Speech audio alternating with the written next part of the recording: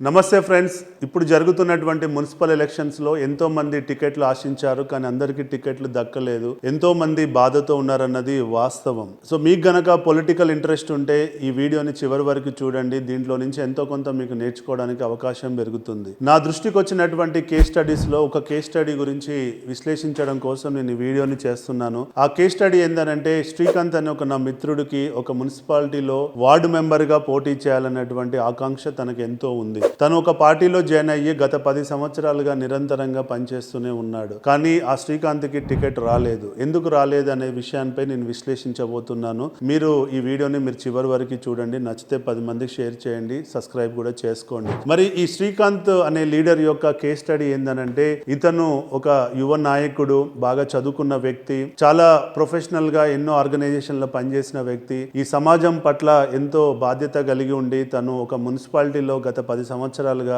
ఆ మున్సిపాలిటీకి ఒక కార్పొరేటర్ కావాలి, తర్వాత ఒక చైర్మన్ కావాలి అనేటువంటి ఉద్దేశంతో గత 10 సంవత్సరాలుగా నిరంతరంగా ఆ పార్టీ పెద్దలని నమ్ముకొని ఆ పార్టీ పెద్దలకు పనిచేస్తూ వస్తూ ఉన్నాడు. అతను ఆ మున్సిపాలిటీలో గత 10 సంవత్సరాలుగా ఆ పార్టీ పెద్దలు ఏ పని చెప్పినా ముందుండి చేసేటువంటి వ్యక్తి. ఆ పార్టీ పెద్దలు ఏ కార్యక్రమం చేపట్టినా తన సొంత డబ్బు పెట్టుకొని ఆ కార్యక్రమాన్ని ఘన విజయం చేసినటువంటి వ్యక్తి. ఆ పార్టీ ఎన్ని ధర్నాలు, ఎన్ని రాస్తారోకోళ్ళకి కాల్ ఇచ్చినా అన్నిటికీ ముందుండి అన్ని సక్సెస్ చేసేటువంటి వ్యక్తి. ఆ నియోజకవర్గంలో ఎమ్మెల్యే ఎలక్షన్లు వచ్చినప్పుడు ఆ ఎమ్మెల్యే గెలుపు కోసం నిరంతరంగా పనిచేసినటువంటి వ్యక్తి ఆ శ్రీకాంత్. అటు ఆ నియోజకవర్గ లీడర్లు గెలుపు కోసం పనిచేసి పార్టీ యొక్క గొప్పతనాన్ని ప్రజల్లోకి తీసుకెళ్లి, పార్టీ సంక్షేమ కార్యక్రమాన్ని ప్రజల్లోకి తీసుకెళ్లి నిరంతరం ప్రజల్లో ఉండేటువంటి వ్యక్తి ఆ శ్రీకాంత్ అనే లీడర్. ఇప్పుడు తీరా మున్సిపాలిటీ ఎలక్షన్స్ వచ్చి అందులో పోటీ చేయాలన్న ఉద్దేశంతో తను పార్టీ పెద్దలను అప్రోచ్ కావడం, పార్టీ పెద్దలు నీకే టికెట్, నీకే కన్ఫర్మ్ అవుతుంది, వెళ్ళి పని చేసుకోమని చెప్పడం కూడా జరిగింది. కానీ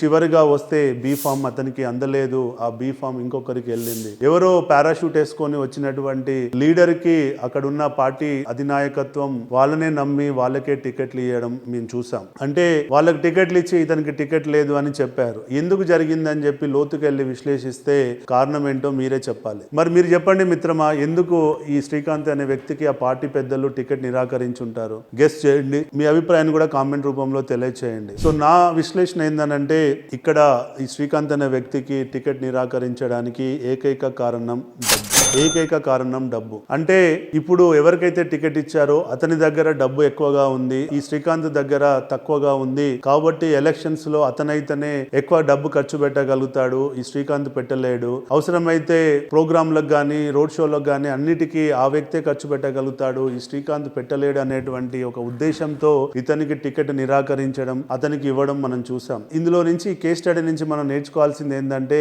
పార్టీలు కానీ పార్టీ అధిష్టానాలు కానీ నియోజకవర్గ స్థాయిలో ఉన్న నాయకులు కానీ వాళ్ళు టికెట్లు ఇచ్చే విషయంలో ఫస్ట్ చూస్తుంది ఏంటంటే డబ్బుకు తప్ప ఇవాళ దేనికి ప్రాధాన్యత లేదు ఈ ప్రజాస్వామ్యంలో అన్నది మీరందరూ గ్రహించాలి. డబ్బున్న వాడే లీడర్ అవుతున్నాడు, డబ్బున్న వాడే ఎన్నుకోబడుతున్నాడు, డబ్బున్న వాడే పదవిని అనుభవిస్తున్నాడు. అంతేగాని ఇవాళ ఒక పేదవాడు, ఒక రైతు, ఒక సామాన్య కుటుంబం నుంచి వచ్చిన వాడు ఇవాళ ఈ ప్రజాస్వామ్యంలో గెలవడం చాలా కష్టం అయిపోయింది. గెలవడం తర్వాత అసలు టికెట్లు తెచ్చుకోవడమే చాలా కష్టం అయిపోయింది అన్నది మీరు అందరూ గ్రహించాలి. ఇలా ప్రజల్లో ఉండి ప్రజలకు సేవ చేస్తే టికెట్ ఇస్తారా ఈ పార్టీ పెద్దలు అంటే లేదు. ఇలా ప్రజల్లో ఉండి వాళ్ళకి ఏ కష్టం వచ్చినా వాళ్ళకి అండగా ఉంటే టికెట్ ఇస్తారా అంటే ఇచ్చే పరిస్థితిలో ఈ పార్టీ పెద్దలు లేరు. ఇలా ప్రజల్లో ఉండి సంక్షేమ కార్యక్రమాలు చేసి ఎన్నో చారిటీ కార్యక్రమాలు చేస్తే ఈ పార్టీ పెద్దలు టికెట్ ఇస్తారా అంటే ఇచ్చే పరిస్థితి లేదు. ఎంతసేపు ఫైనల్ డిసిజన్ వచ్చేసరికి వాడి డబ్బు ఏంటి, డబ్బు ఎంత తీయగలుగుతాడు, ఎంత ఖర్చు పెట్టగలుగుతాడు అనేది ప్రైమరీగా వర్కౌట్ అవుతుందన్నది వాస్తవం. ఇది ప్రజాస్వామ్యంలో ఈ ఆలోచన విధానం మారాలి, పార్టీ పెద్దల ఆలోచన విధానం కూడా మారాలి. ఇలా మారాలి అంటే ప్రజల్లో కూడా ఆలోచన విధానం మారాలి. పార్టీ పెద్దలను అడిగితే ఏమంటారంటే, ప్రజలు డబ్బు లేకుంటే ఓటు వేయట్లేదు కాబట్టి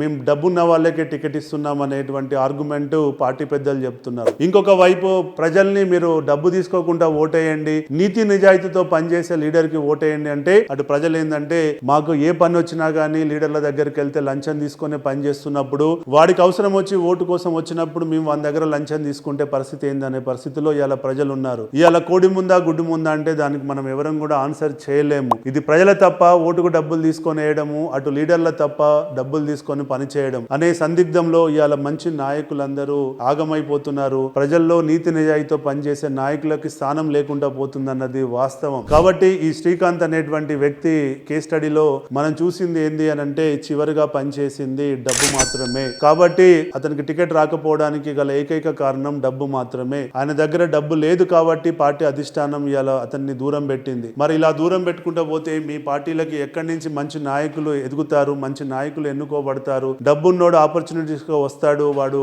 ఇలా ఆపర్చునిటీని వాడుకొని గెలుస్తాడు, తెల్లారి మళ్ళీ ఇంకో పార్టీలోకి వెళ్తాడు. కాబట్టి ఇటు పార్టీ పెద్దలు కూడా ఆలోచించాలి. మరి ఇట్లా డబ్బు ఉంటేనే మనం టికెట్లు ఇచ్చుకుంటూ పోతాము అని అంటే రేపు వాడు అక్కడ ఉండే పరిస్థితి లేదు, మీ పార్టీని ఓన్ చేసుకునే పరిస్థితి లేదు. ఎక్కడ లాభం ఎక్కడ ఉంటే పెట్టుబడి పెట్టాడు కాబట్టి లాభం కోసం, రిటర్న్ ఆఫ్ ఇన్వెస్ట్మెంట్ కోసం ప్రాకులాడుతాడు. కాబట్టి దీనివల్ల మన ప్రజాస్వామ్యం యొక్క సమతుల్యత దెబ్బతింటుంది, ప్రజలకు ఎండ్ ఆఫ్ ది డే నష్టం జరుగుతుంది. కాబట్టి ఈ కేస్ స్టడీ నుంచి మనం నేర్చుకోవాల్సింది ఏంటంటే ఇవాళ పేద మధ్య తరగతి నుంచి వచ్చే వాళ్ళకి రాజకీయ అవకాశాలు లేవు అన్నది ఇప్పుడున్న ప్రజాస్వామ్యం చెప్తుంది, ఇప్పుడున్న పార్టీ యొక్క అధిష్టానాలు చెప్తున్నాయి. ఈ వ్యవస్థ మారాలి అని అంటే ప్రజలు ఓట్లకు డబ్బు తీసుకొని ఓట్లు వేయడం ఆపాలి. కాబట్టి ఈ వీడియో ద్వారా, ఈ శ్రీకాంత్ యొక్క కేస్ స్టడీ ద్వారా నేను ప్రజలకు చెప్పాలనుకుంది ఏంటంటే దయచేసి మీరు ఓట్లకు డబ్బు తీసుకొని ఓటు వేయడం ఆపేయండి. నేను పార్టీలకు చెప్పాలనుకున్నది ఏంటంటే పార్టీని నమ్ముకొని కష్టంగా పనిచేసేటువంటి నాయకులని, నిజాయితీతో ఉన్న నాయకులని ధర్మంగా మీరు ప్రోత్సహించండి. మీ పార్టీలు కలకాలము ప్రజల్లో ఉంటాయి, మిమ్మల్ని మళ్ళీ మళ్ళీ గెలిపిస్తారు. జై హింద్.